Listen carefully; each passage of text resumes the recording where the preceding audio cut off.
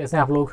मैं हूं रिक्की और हमारे यूट्यूब चैनल निर्मला निर्वाण क्लासेस में आप सभी का हार्दिक स्वागत है। तो इसके पहले मध्यकालीन भारत चल रहा था और मध्यकालीन भारत में हम लोग तुगलक वंश पढ़ रहे थे।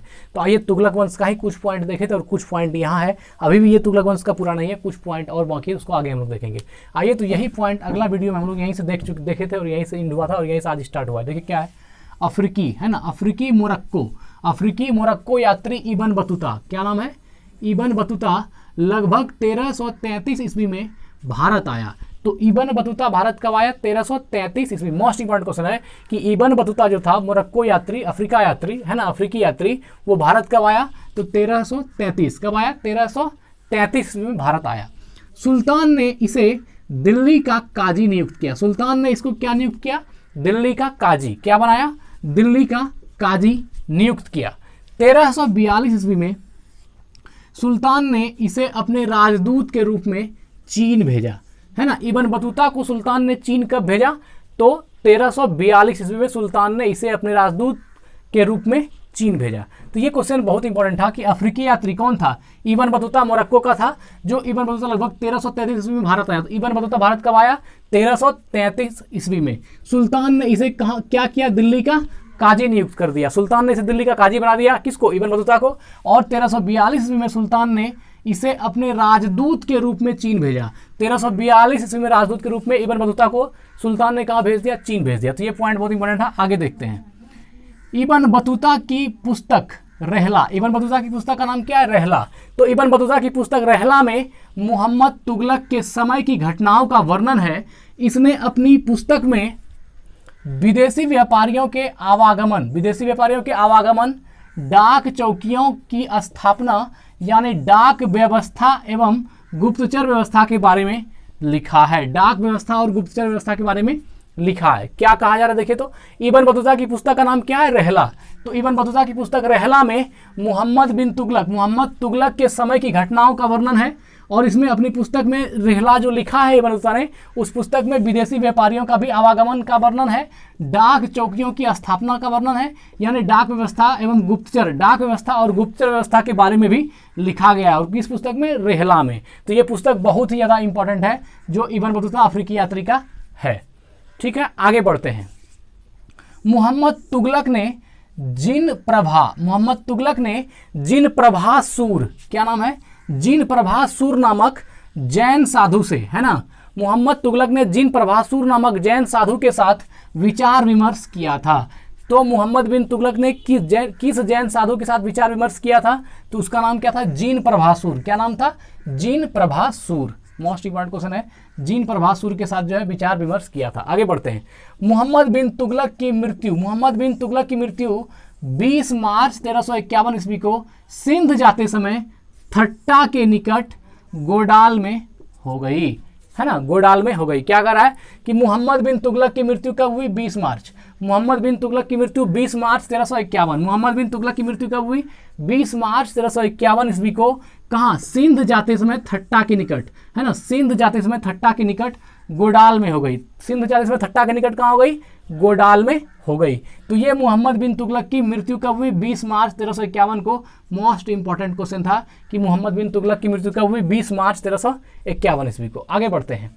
मोहम्मद बिन तुगलक के शासनकाल में दक्षिण में हरिहर एवं बुक्का नामक दो भाइयों ने 1336 ईस्वी में स्वतंत्र राज्य विजयनगर की स्थापना की। कह रहा है मोहम्मद बिन तुगलक के शासनकाल में, मतलब मोहम्मद बिन तुगलक का शासनकाल चल ही रहा था और उसी समय में दक्षिण में, है ना, साउथ इंडिया में दक्षिण में हरिहर और बुक्का नामक दो भाई, हरिहर और बुक्का नाम के दो भाइयों ने 1336 ईस्वी में, कब? 1336 ईस्वी में स्वतंत्र राज्य विजयनगर की स्थापना की। उस राज्य का नाम क्या था? विजयनगर। तो मोस्ट इंपॉर्टेंट क्वेश्चन है, विजयनगर साम्राज्य की स्थापना किसने किया था? हरिहर और बुक्का ने। कब किया था? 1336 ईस्वी में। तो ये बहुत इंपॉर्टेंट क्वेश्चन है, मोस्ट इंपॉर्टेंट क्वेश्चन है, इसको तुरंत याद करना। 1336 में एक स्वतंत्र राज्य विजयनगर की स्थापना हुई। आगे बढ़ते हैं। महाराष्ट्र में अलाउद्दीन बहमन शाह ने 1347 ईस्वी में स्वतंत्र बहमनी राज्य की स्थापना की। यह मोस्ट इंपॉर्टेंट क्वेश्चन है, दोनों विजयनगर साम्राज्य और बहमन साम्राज्य। देखिए क्या कह रहा है, महाराष्ट्र में अलाउद्दीन बहमन शाह ने, महाराष्ट्र में किसने? अलाउद्दीन बहमन शाह ने 1347 ईस्वी में 1347 ईस्वी में स्वतंत्र बहमनी राज्य की स्थापना की, है ना। स्वतंत्र बहमनी राज्य की स्थापना कब की? 1347 में। और किसने किया? अलाउद्दीन बहमन शाह ने। किसने किया? अलाउद्दीन बहमन शाह ने। मोस्ट इंपॉर्टेंट क्वेश्चन है कि बहमनी राज्य की स्थापना किसने की? अलाउद्दीन बहमन शाह ने। और कब किया? 1347 में। आगे बढ़ते हैं।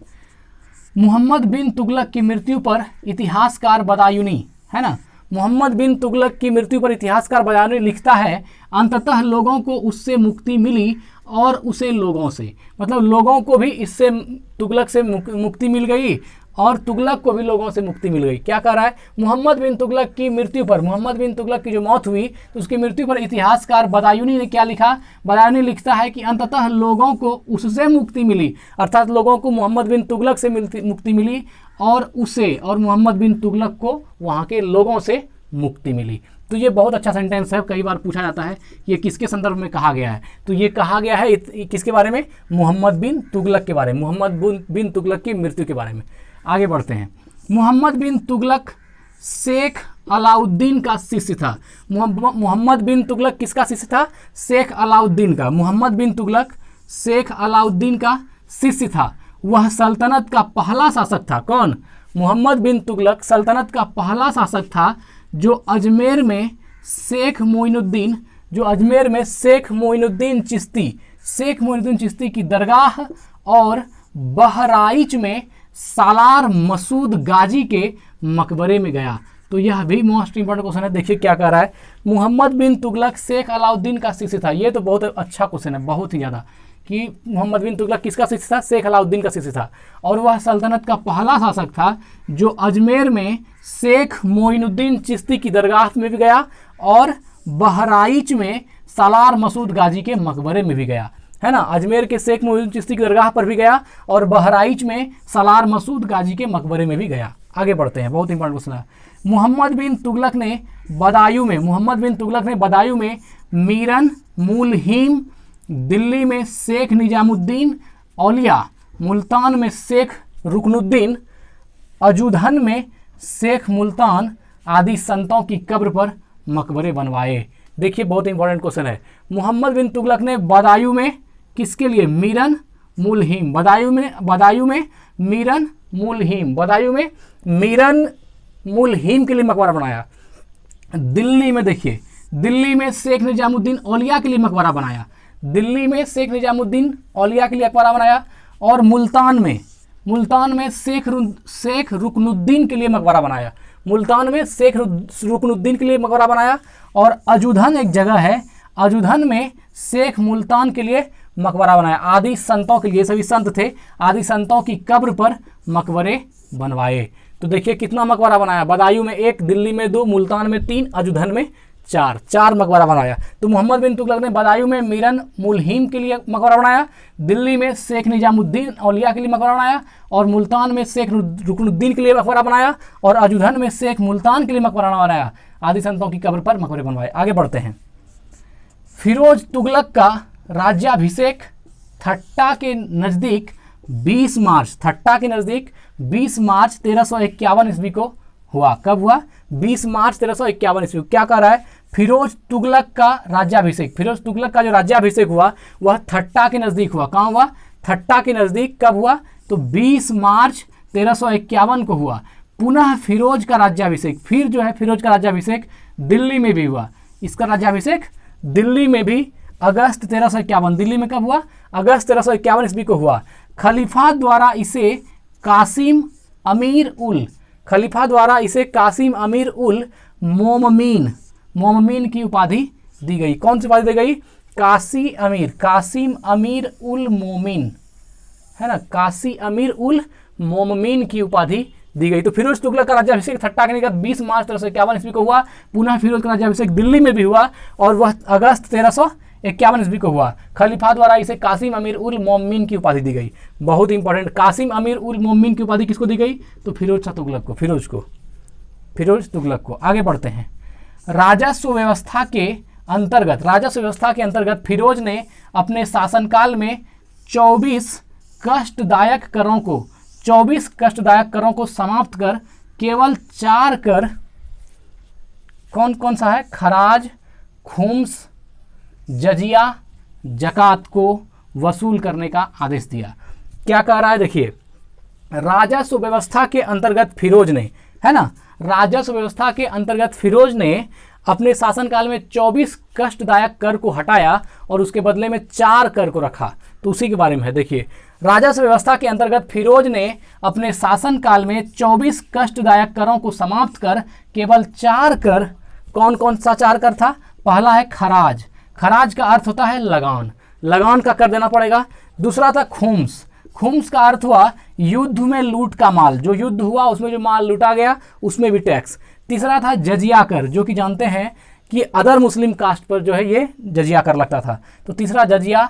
एवं चौथा है जकात, और जकात को वसूल करने का आदेश दिया। यही 4 कर जो है वसूल करने का आदेश फिरोज शाह तुगलक ने दिया, बाकी 24 कष्टदायक करों को हटा दिया। तो ये बहुत अच्छा क्वेश्चन था, खराज, खुम्स, जजिया और जकात, खराज, खुम्स, जजिया और जकात। आगे बढ़ते हैं। फिरोज तुगलक ब्राह्मणों पर जजिया कर लागू करने वाला पहला मुसलमान शासक था। मोस्ट इंपॉर्टेंट क्वेश्चन है, बहुत ज़्यादा कई बार पूछा गया हुआ मोस्ट इंपॉर्टेंट क्वेश्चन है कि मुसलमान, है ना, ब्राह्मणों पर जजिया कर लगाने वाला फिर पहला शासक कौन था? तो फिरोज शाह। तो क्या कर रहा है? फिरोज तुगलक ब्राह्मणों पर जजिया लागू करने वाला पहला मुसलमान शासक था। फिरोज तुगलक ब्राह्मणों पर जजिया लागू करने वाला पहला मुसलमान शासक था। तो ठीक है गाइस, आज यहीं तक, फिर अगले दिन तुगलक वंश का जो रेस्ट पॉइंट बचा है मिलते हैं अगली वीडियो में उसको लेकर के। धन्यवाद।